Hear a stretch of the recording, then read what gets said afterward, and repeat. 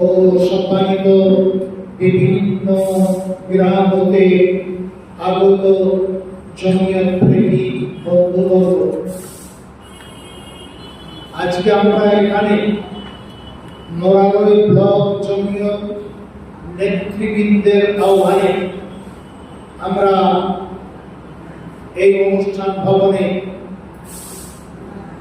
Murarai block নির্বাচনী সভা উপলক্ষে উজ্জ্বল উপস্থিতি প্রদান করেছেন। আপনাদের মাঝে আসার সুযোগ মোরারই ব্লক নেতৃবৃন্দ করেছেন, তার জন্য আমি আন্তরিক সাধুবাদ ও ভালোবাসা জানাই। আজকে নির্বাচনী সভা, এই নির্বাচনী সভা জমিয়ত উলামা, আমরা যারা এখানে উলামায়ে কেরাম আছে, আমার বহু বুদ্ধিজীবী শিক্ষিত ভাই আছে, তাদের মনে একটা প্রশ্ন তোলা যাচ্ছে, জমিয়ত উলামা কি শুধু উলামাদের সংগঠন? উলামা পরিচালিত সংগঠন? এই প্রশ্নটা কিন্তু শিক্ষিত ভাইদের মনে করে তোলা হচ্ছে। এটাকে আমি অবসান ও নিরসন করতে চাই। জমিয়ত উলামায়ে হিন্দ হিন্দুস্তানের বুদ্ধিজীবী, জ্ঞানী গুণী, প্রাজ্ঞ দ্বারা পরিচালিত সংগঠনের নাম জমিয়ত উলামা। উলামা মানে শুধু উলামা নয় যারা মাদ্রাসায় পড়ে, যারা মসজিদে আইম্মা, শুধু তাদের দ্বারা পরিচালিত নয়, বরং পরিচালিত দ্বারা উলামাও আছে, প্রফেসরও আছে, ব্যারিস্টারও আছে, আইনজীবীও আছে, সকলেরই যারা জ্ঞানী গুণী, বুদ্ধিজীবী ও প্রাজ্ঞ দ্বারা পরিচালিত এই সংগঠনের নাম জমিয়ত উলামায়ে হিন্দ। বোঝাতে পেরেছি? প্রশ্ন যেটা তোমাদের হৃদয়ে যাচ্ছিল, আশা রাখি এটা নিরসন হয়েছে। এই জমিয়ত উলামায়ে হিন্দের একটা দস্তুর আছে, একটা সংবিধান আছে। সেই দস্তুর ও সংবিধান কি?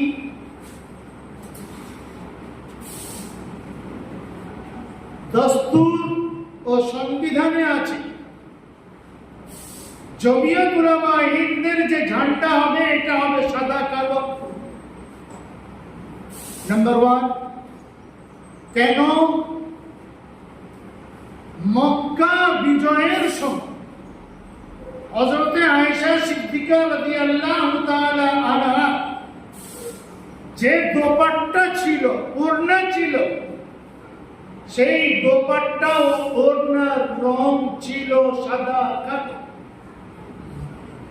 কোন কাপড় আল্লাহ নবী সাল্লাল্লাহু আলাইহি ওয়াসাল্লাম পাননি।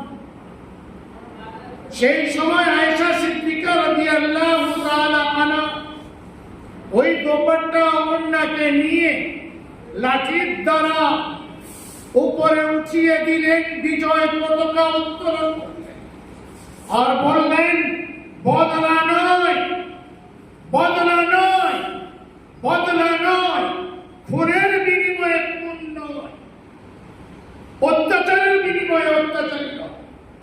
যারা এই ঝান্ডা তোলা সকলেই আমরা স্নেহের চোখে দেখবো, ক্ষমার চোখে। এই জন্য এই মক্কা বিজয়ের সময় জমিয়ত উলামায়ে হিন্দের যে সাদা কালো পতাকা ঝান্ডা, এটা মক্কার নবী করিম সাল্লাল্লাহু আলাইহি ওয়াসাল্লামের বিজয়। আমরা এই পতাকা এখন পায়মান করি আমরা ন্যায়ের প্রতি প্রতিষ্ঠিত থাকবো, বিপর্যস্ত বিপন্ন মানুষের কাছে সহযোগিতার হাত বাড়াবো। আমরা কোন বদলা নেব না, আমরা বদল চাই, পরিবর্তন চাই। সম্মানিত সুধী, জমিয়ত উলামা হিন্দের দস্তুরে ঝান্ডা নম্বর 1 দ্বিতীয় জমিয়ত উলামা হিন্দের যে সংবিধান তাতে দ্বিতীয় ধারায় লেখা আছে যে প্রতি 3 বছর অন্তর অন্তর সদস্য সংগ্রহ অভিযান চালাতে হবে। প্রতি 3 বছর অন্তর অন্তর সদস্য সংগ্রহ করতে হবে। আমাদের পূর্বের টার্ম যেটা ছিল সেটা 2022 থেকে 2025 টার্ম। 2025 থেকে 2028 টার্মের সদস্য সংগ্রহ সারা ভারত জুড়ে চলছে। গ্রামে গ্রামে, শহরে শহরে, বাড়িতে বাড়িতে জমিয়ত প্রেমিক ভাইরা বাড়ির মা বোনেদের সকলকে তারা সদস্য সংগ্রামে ঝাঁপিয়ে পড়েছে। এই ভারতবর্ষে ব্লক, থানা, অঞ্চল, জেলা, রাজ্য, কেন্দ্র সর্ব জায়গায় এই নির্বাচনী প্রক্রিয়া ভারত জুড়ে চলছে।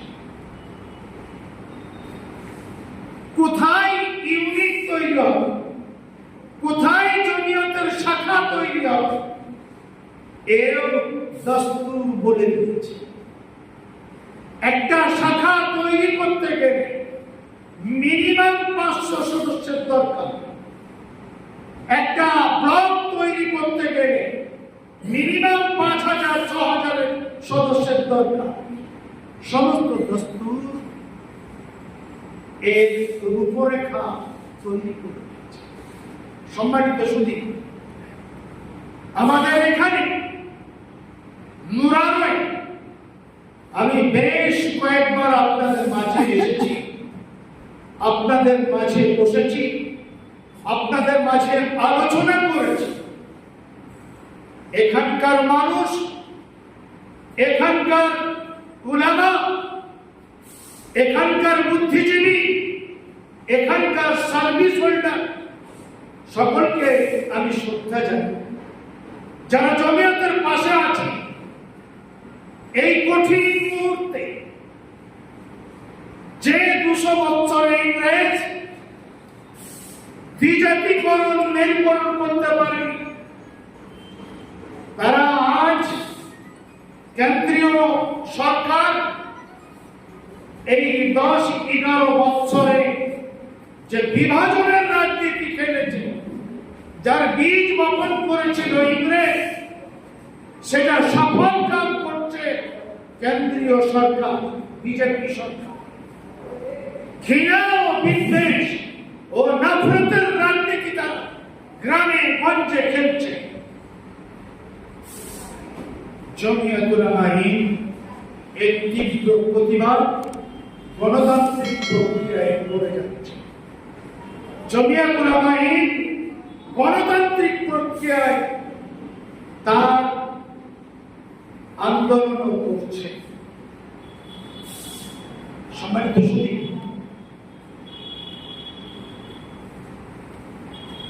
যে কঠিন মুহূর্তে আমরা দাঁড়িয়ে আছি না, আজকে যদি ভাবে যে আমরা কোন জায়গায় আছি, আমাদের জমি জায়গা, আমাদের বাসস্থান, এটা কি নিরাপদ? এটা কি নিরাপদ? আমার কবরস্থান যেখানে আমার বাপ দাদা, আমার পিতৃপুরুষ সকলে শায়িত আছে, এটা কি নিরাপদ? মসজিদ কি নিরাপদ? মাদ্রাসা কি নিরাপদ?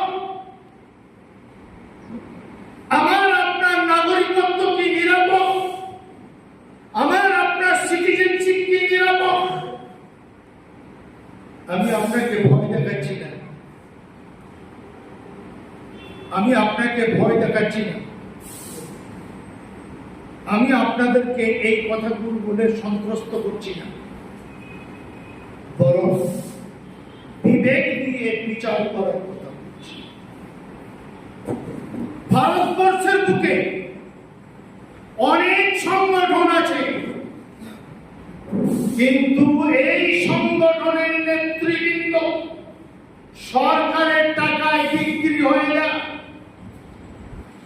জমিয়ত উলামা হিন্দ তার আনুষ্ঠানিক যে নামকরণ সেটা দেওয়া হয়েছে 1919 সালে, কিন্তু জমিয়ত উলামা হিন্দের সূচনা 1803 খ্রিস্টাব্দে, বরং তার আগে বলা যায় 1601 খ্রিস্টাব্দে। ইংরেজ সর্বপ্রথম ভারতবর্ষে পদার্পণ করে 1498 খ্রিস্টাব্দে। 1601 খ্রিস্টাব্দে এরা ইস্ট ইন্ডিয়া কোম্পানি নামকরণ দেয়। 1803 খ্রিস্টাব্দে তারা ইস্ট ইন্ডিয়ার ব্যানারে ঝান্ডায় সাম্রাজ্য স্থাপন করে এবং লাল কিলায় তারা ঝান্ডা লহরায় পতাকা উত্তোলন করে 1803 খ্রিস্টাব্দে। তো জমিয়তের জন্ম 1601 খ্রিস্টাব্দে থেকে, কিন্তু আনুষ্ঠানিকভাবে হিন্দু মুসলিম সকলকে নিয়ে নামকরণ করা হলো 1919 খ্রিস্টাব্দে। এর পূর্বে বিভিন্ন সময় বিভিন্ন নাম দেওয়া হয়েছে। তো জমিয়ত উলামা হিন্দ স্বাধীনতা সংগ্রামী সংগঠন, এরা এর নেতৃবৃন্দ সরকারের হাজার হাজার টাকায়, কোটি কোটি টাকায় বিক্রি হয় না।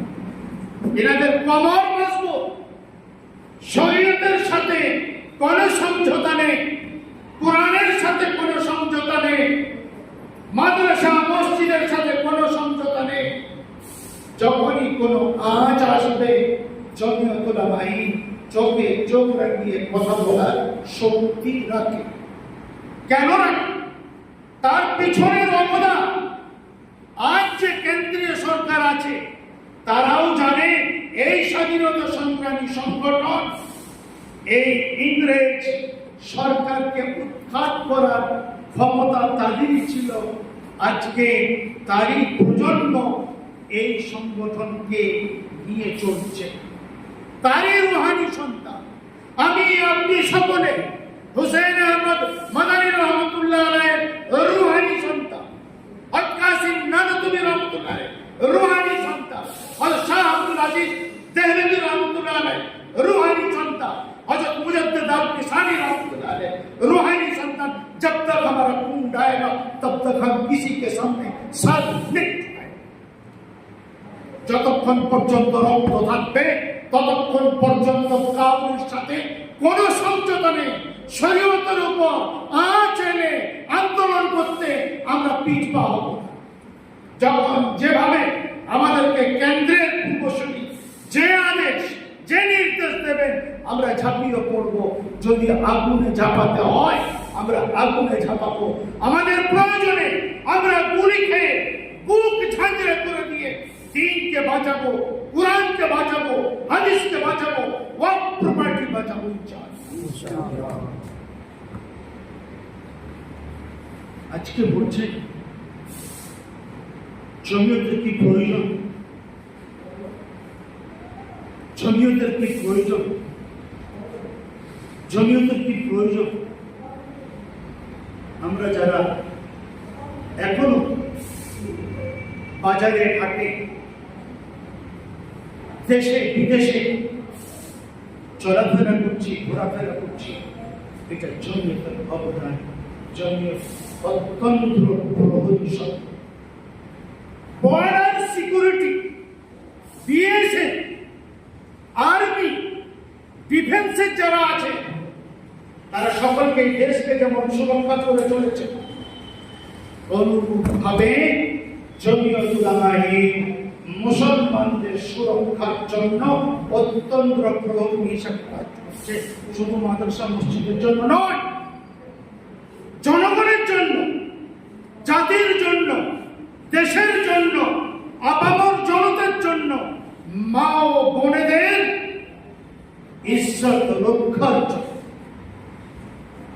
যদি একটা সংগঠন ভারতবর্ষে যত বিচ্ছিন্ন বিক্ষিপ্তভাবে যে ঘটনাগুলো ঘটেছে তার তীব্র প্রতিবাদ এবং তার পরিবারের পাশে দাঁড়িয়েছে জমিয়তুল উলামায়ে হিন্দ, লক্ষ লক্ষ টাকা দিয়ে তাদের পরিবারের পাশে দাঁড়িয়েছে, কোটি কোটি টাকা দিয়ে তাদের জন্য সুপ্রিম কোর্ট হাইকোর্টে লড়াই করছে। ওটা ঘর দেখাবে ব্যাংকের ছাতা কিন্তু হাজার হাজার দর জন্ম নিয়েছে। তাদের বয়স কত? জমিয়তুল উলামায়ে হিন্দের হাঁটুর বয়সে তাদের বয়স নয়।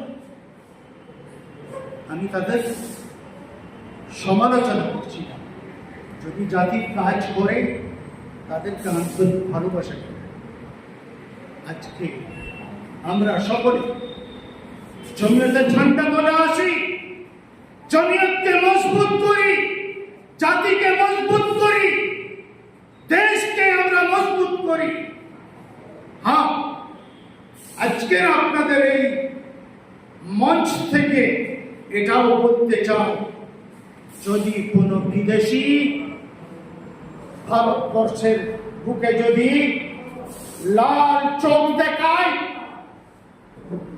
ভারতবর্ষের অখণ্ডতাকে যদি খণ্ড খণ্ড করতে চায়, আমরা প্রাণ দিয়ে রক্ত দিয়ে যেভাবে দেশকে স্বাধীন করেছি, আবার পুনরায় দেশের অখণ্ডতাকে যদি বাকি রাখতে আমাদের যদি রক্তের প্রয়োজন হয়, আমরা সকলেই রক্ত দিয়ে দেশের অখণ্ডতাকে, দেশের শান্তি ও সম্পর্কে অখণ্ড রাখবো ইনশাআল্লাহ।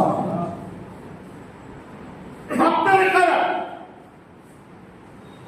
আপনারা যারা এখানে এসেছেন, আমি মনে করি এই মোরারোয় ব্লকের ক্রিম সদস্য, ক্রিম দুধের ক্রিম সব আজকের এই মোরারোয় ব্লকের ওলামা তারা ক্রিম, যারা বুদ্ধিজীবী ভাই তারা ক্রিম, যারা আমার বয়োজ্যেষ্ঠ বাপেরা আছেন তারা ক্রিম, তারা দেশপ্রেমী। আমি আপনাদের আজকের এই সভার আসার জন্য আন্তরিকভাবে সাধুবাদ চাই, আন্তরিকভাবে অভিনন্দন জানাই। ক্রিম কেন বলেছি, ক্রিম সদস্য কেন বললাম? আপনাদের মধ্যে দেশ ও জাতির ভালোবাসা আছে, কমের ভালোবাসা আছে, মাইনরিটির ভালোবাসা আছে, কোরআন ও হাদিসের ভালোবাসা আছে, যেটা বুকে করে নিয়ে চলছে। আজকে তার এই মঞ্চে এসে তার বহিঃপ্রকাশ ঘটালে তো আপনাদেরকে আমরা সাধুবাদ দেব, কারা সাধুবাদ দেব? এই জন্য সম্মানিত শুধু আপনাদের কাছে এসেছি এই গুটি কয়েক কথা বলার জন্য। ওয়াকফ প্রপার্টি নিয়ে প্রায় ৬-৭টা হিয়ারিং হয়েছে।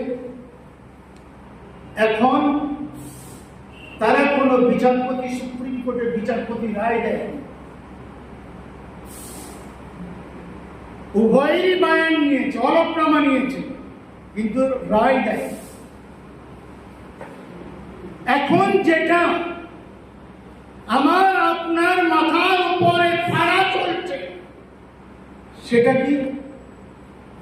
NRC, NPR, CAA, NRC, NPR নতুন নামকরণ হলো এখন এসআইআর। এসআইআর নামে এনপিআর ও এনআরসি করতে চলেছে কেন্দ্রীয় সরকার। সুপ্রিম কোর্ট 65 নম্বর ভোটার তালিকা থেকে নাম বাদ দিয়েছে বিহারের এসআইআর প্রক্রিয়া। সুপ্রিম কোর্ট বলেছে কিন্তু স্টে করে, যদি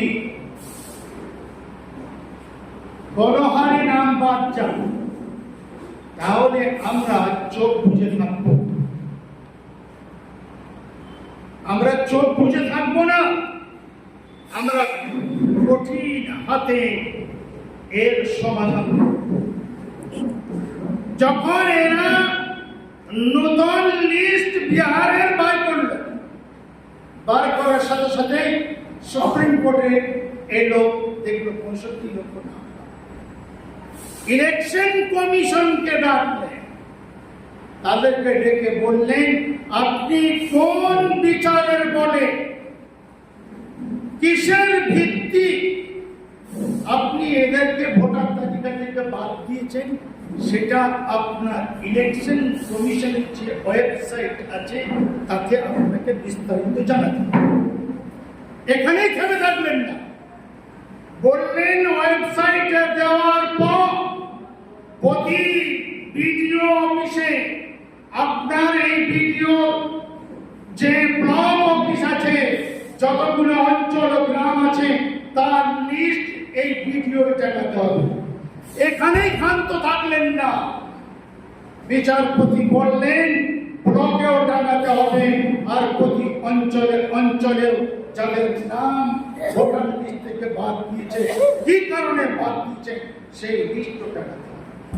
চতুর্থ নম্বর যেটা নির্দেশ দিলেন শুধু বিহারের জন্য, যাদের নাম বাদ দিয়েছে, যদি কেউ কোন নথি 11টা নথি না দেখাতে পেরেছে, আপনি বাদ দিয়েছেন, সে যদি প্রেয়ার করে ভোটার তালিকায় নাম অন্তর্ভুক্ত করার জন্য, তাহলে তাদের আধার কার্ডের মান্যতা দিতে হবে। এটা নির্দেশ।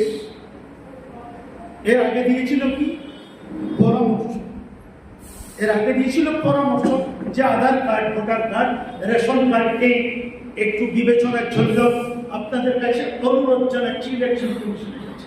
কিন্তু এখানে কি বললেন, যাদের নাম ভোটার তালিকা থেকে বাদ দিয়েছে, 11 দফা আপনি যে আইডি কার্ড চেয়েছেন, যে নথি চেয়েছেন, কিন্তু বহু গরিব পরিযায়ী শ্রমিক দেখাতে পারেনি, বহু মা ও বোন প্রুফ দিতে পারেনি, কিন্তু তাদের যদি আধার নিয়ে দ্বিতীয়বার প্রেয়ার করে, সেটাকে আপনাকে আবার তাদের নাম ভোটার তালিকায় নথিভুক্ত করতে হবে।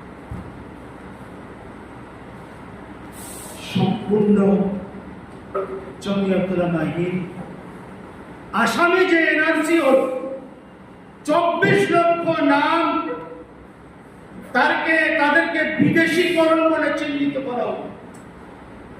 উভয় জমিয়ত সুপ্রিম কোর্টে এই রিটটাকে দায়ের করলেন। কয়েক দফা হিয়ারিং হওয়ার পর হিন্দু মুসলিম নির্বিশেষে প্রায় 19 লক্ষ নাম আবার ভোটার তালিকায় ভারতীয় নাগরিকত্বে তাদের নাম নথিভুক্ত করা হয়। এটা হচ্ছে বড় সংগঠন আছে যারা সুপ্রিম কোর্টের বিচারপতির সাথে চোখে চোখ রাঙিয়ে কথা বলতে পারে, স্বরাষ্ট্র দপ্তর অভিজ্ঞতার সাথে চোখে চোখ রাঙিয়ে কথা বলতে পারে, যোগীর সাথে চোখে চোখ রাঙিয়ে কথা বলতে পারে। কয়েকটা সিটিং, একটা নয়, দুটো নয়, একবার নয়, দুবার নয়, বারংবার যেখানে যে পরিস্থিতি ঘটেছে, মুসলমান অত্যাচারিত হয়েছে, যুবক অত্যাচারিত হয়েছে, যুবতী অত্যাচারিত হয়েছেন, তাদের পাশে দাঁড়িয়েছেন জমিয়ত উলামা হিন্দ, তাদের পাশে দাঁড়িয়েছে জমিয়ত উলামা হিন্দ, তাদের পরিবারের পাশে দাঁড়িয়েছে জমিয়ত উলামা হিন্দ, তাদের কেস জমিয়ত উলামা হিন্দ লড়ছে নিজের পক্ষ। শুধু তাই না, তাদেরকে আর্থিক সহযোগিতা তাও করে। জমিয়ত উলামা হিন্দ প্লাবিত এলাকা ত্রাণ পৌঁছায়, বাড়িঘর কলোনি নির্মাণ করে, যেখানে বুলডোজার চালানো হয়েছে তাদের জন্য জমিয়ত উলামা হিন্দ কলোনি তৈরি করছে, স্কুল তৈরি করছে, মসজিদ যেগুলোকে ভেঙে দিয়েছে বুলডোজার দিয়ে, সেখানে আবার দ্বিতীয়বার মসজিদ তৈরি করছে। এই ইতিহাস আপনাদের চোখে যদি না থাকে, তাহলে আমাদের কিছু করার নেই। জমিয়ত উলামা হিন্দ কি করছে? বাংলায় যখন কোন ইস্যু আছে, জমিয়ত উলামা হিন্দ, রাজ্য জমিয়ত উলামা হিন্দ অন্যান্য রাজ্যকে দৃষ্টান্ত স্থাপন করে দেখা, ত্রিপুলতলায় তারও প্রতিবাদ মহাজাতি সদন করেছে।